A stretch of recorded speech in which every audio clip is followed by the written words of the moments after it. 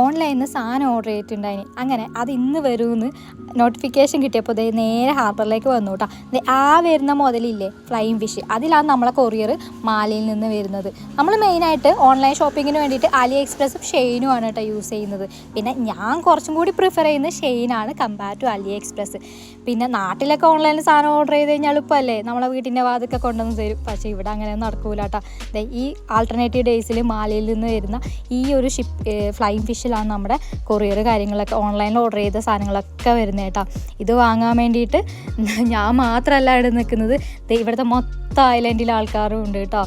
അങ്ങനെ ഒരു കൊത്തലൂവിന് അവർ ചാർജ് ചെയ്യുന്നത് 15-10 രൂപയൊക്കെയാണ് വാങ്ങുന്നത് കേട്ടോ. അങ്ങനെ നമ്മളെ ഫ്ലൈയിങ് ഫിഷ് 19-ലാണ് നമ്മളെ സാധനം വന്നിട്ടുള്ളത്. കരയ്ക്ക് ഏകദേശം അടുക്കാനേ ഇടുന്നുണ്ടോ. ഐലൻഡിലെ വലിയൊരു കൂട്ടം ആൾക്കാർ ആടെ ഈ കൊറിയറിന് വേണ്ടി കാത്തു വെക്കുന്നുണ്ട്. അങ്ങനെ ഞാനും സൈഡിലോട്ട് മാറിയിരുന്നു. അതിൽ നിന്ന് പാസഞ്ചേഴ്സ് എല്ലാം ഇറങ്ങുന്നുണ്ട് കേട്ടോ. നോമ്പെല്ലാം വരുന്നതല്ലേ, അപ്പോൾ തറാവീസ് ചെയ്യാൻ വേണ്ടിയിട്ടുള്ള ഗസ്റ്റ് കാര്യങ്ങളൊക്കെ വന്നിട്ടുണ്ട്. അവരെ സ്വീകരിക്കാൻ വേണ്ടി കൗൺസിലിൽ നിന്ന് ഒരുപാട് ആൾക്കാർ വന്നിട്ട് കാത്തു വെക്കുന്നുണ്ടായിരുന്നു കേട്ടോ.